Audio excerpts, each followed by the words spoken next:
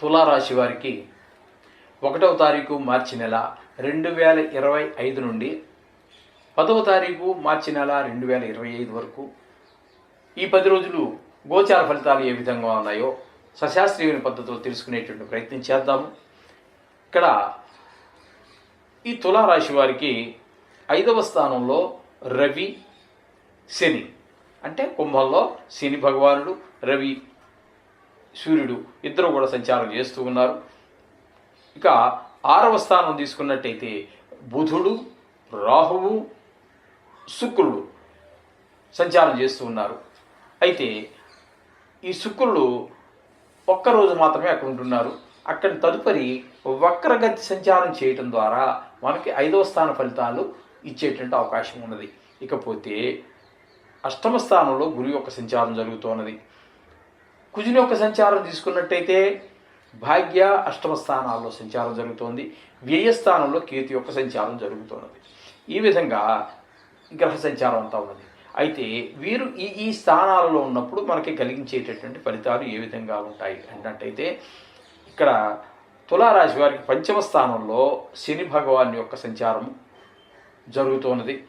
ఆయన అట్లాగే రవి యొక్క సంచారం కూడా ఉన్నది. కాబట్టి ఈ 2 గ్రహాలు కూడా ముఖ్యంగా పిల్లల ఆరోగ్యం మీద, పిల్లల విద్య మీద, పిల్లలకి చదువు మీద శ్రద్ధ తగ్గటము, ఆటల మీద శ్రద్ధ పెరగటము, అలాగే పిల్లలు పక్క పిల్లలతో గొడవలు తెచ్చుకోవటము, లేకపోతే వాళ్ళే ఆడుతూ పడి ఏవో గాయాలు చేసుకోవటము, తద్వారా ధన వ్యయము, తద్వారా మనకు కూడా కాస్త మనసు బాగుండకపోవటం. పిల్లలకి గాయాలు అయితే మనకి ఏం బాగుంటుందండి తల్లిదండ్రులకి. ఆ విధంగా మనకి మనసంతా చికాగ్గా ఉండటము, ఇవన్నీ జరిగే అవకాశం మనకి ఈ శని భగవాని వల్ల, రవి భగవాని వల్ల కూడా మనకి గోచరిస్తూ ఉన్నాయి. ఇకపోతే 6వ స్థానంలో రాహు యొక్క సంచారము, బుధుని యొక్క సంచారము జరుగుతున్నది. శుక్రుని యొక్క సంచారం కూడా జరుగుతోంది. అయితే ముందుగా బుధుని యొక్క సంచారం చెప్పుకుందామండి. బుధుని యొక్క సంచారం కనుక మనం తీసుకున్నట్టయితే 6వ స్థానంలో చాలా చక్కటి ఫలితాలన్నీ ఉంటాయి. ఆరోగ్యం బాగుంటుంది. అప్పులు ఏమైనా మీరు ట్రై చేస్తున్నట్టయితే పుట్టడానికి అవకాశం ఉంటుంది. లేదు మనమే ఎవరికైనా రుణపడి ఉన్నట్టయితే ఆ రుణాన్ని తీర్చేసి అమ్మాయి అని చెప్పేసి హాయిగా ఊపిరి పీల్చుకోగలుగుతాము. ఈ విధమైనటువంటివన్నీ కూడా మనకి ఫలితాలన్నీ బుధుని వల్ల సంక్రమిస్తూ ఉన్నాయి. అట్లాగే శుక్రుని సంచారం 6వ స్థానంలో ఒక్కరోజు మాత్రమే ఉన్నది.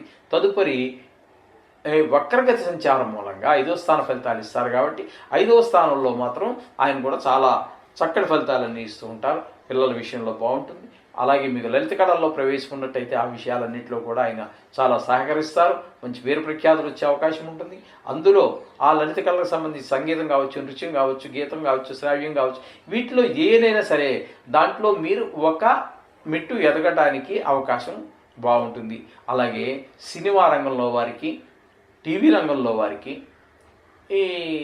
ఈ సోషల్ మీడియాలో ఉన్నటువంటి వారికి కూడా మంచి అవకాశాన్ని ఈ శుక్ర భగవానుడు కల్పిస్తూ ఉన్నాడు. కాకపోతే రాహు యొక్క సంచారం 6వ స్థానంలో జరుగుతోంది. ఆయన కూడా చాలా చక్కటి ఫలితాలన్నీ ఇస్తూ ఉన్నారండి. అలాగే మీరు 6వ స్థానంలో వల్ల ఆయన కూడా ఆరోగ్యాన్ని ప్రసాదిస్తూ ఉన్నారు. అప్పులవి పుట్టే అవకాశం ఉంటుంది. అలాగే మీకు ఈ కామ, క్రోధ, లోభ, మోహ, మదమాశ్చర్యాలు కానీ, ఈ విషక్రిములు కానీ ఏవి బాధించవండి. అలాగే మీకు మంచి పేరు ప్రతిష్టలు ఉంటాయి. ఈ విధమైనటువంటి మంచి ఫలితాలన్నీ కూడా రాహు కూడా కల్పిస్తూ ఉన్నారు. అంచేత ఆయన కూడా పర్వాలేదండి. ఇకపోతే 8వ స్థానంలో గురు యొక్క సంచారం జరుగుతోంది. ఈ 8వ స్థానంలో గురు సంచారం అంటే గురు బలం నేరెటిగానే లెక్క. ఈ 8వ స్థానం వల్ల మనకు వచ్చేటటువంటిది ఏంటంటే ఇంట్లో పెద్దవాళ్ళు, బాగా మనకు తెలిసిన వాళ్ళు, బంధువులు కానీ, దూర బంధువులు కానీ, దగ్గర బంధువులు కానీ, లేదా ఆప్త మిత్రులు కానీ, ఎవరికైనా కొంతమందికి ఈ ఆయు స్థానం కాబట్టి కొంచెం ఆ విషయంలో ఇబ్బందులు పడేటువంటి అవకాశం ఉంటుంది. కొన్ని దుర్వార్తలు వినవలసి వస్తుంది, కొంచెం దుఃఖపడవలసి వస్తుంది. అలాగే ఎవరితో మాట్లాడినా కొంచెం కలహాలు వచ్చేటువంటి అవకాశం ఉంటుంది.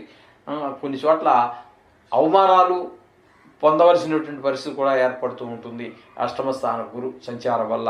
ఇకపోతే కుజుని యొక్క సంచారం తీసుకున్నట్టయితే భాగ్యస్థానంలోనూ 8వ స్థానంలోనూ కూడా అంటే పాక్షికంగా ఒక 5 రోజుల పాటు భాగ్యస్థానంలోనూ, తదుపరి వక్రగతి కారణంగా మనకి అష్టమ స్థాన ఫలితాన్ని కనుక మనం తీసుకున్నట్టయితే 2 స్థానాలలోనూ కూడా ఆయన మనకు చేసేటువంటి ఉపకారం ఏమీ లేదండి.